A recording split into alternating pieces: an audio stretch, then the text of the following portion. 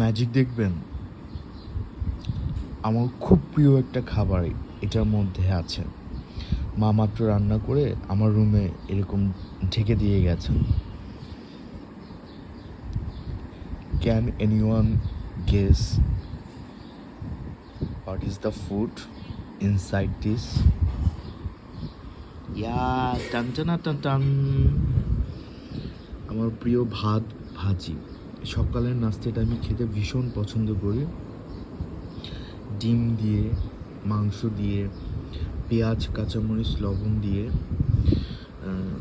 আগের দিনে রান্না করা ভাতটা যেটা বেঁচে যায়, সকালে রয়ে যায়, সেটা না ফেলিয়ে এভাবে ভাত ভাজি করা হয়। ইটস নট ফ্রাইড রাইস, এটাকে ভাত ভাজি বলা হয়। ভাত ভাজি খেতে আমার ভীষণ ভালো লাগে। পেঁয়াজগুলো যদি কাঁচা কাঁচা থাকে তাহলে ভালো লাগে না, পেঁয়াজ মরিচগুলো একটু ভালো করে ভাজতে হবে। আর হলুদ অবশ্যই দিতে হবে, হলুদ ছাড়া ভাত ভাজির কোনো দাম নাই আমার কাছে। ধোয়া উঠতেছে।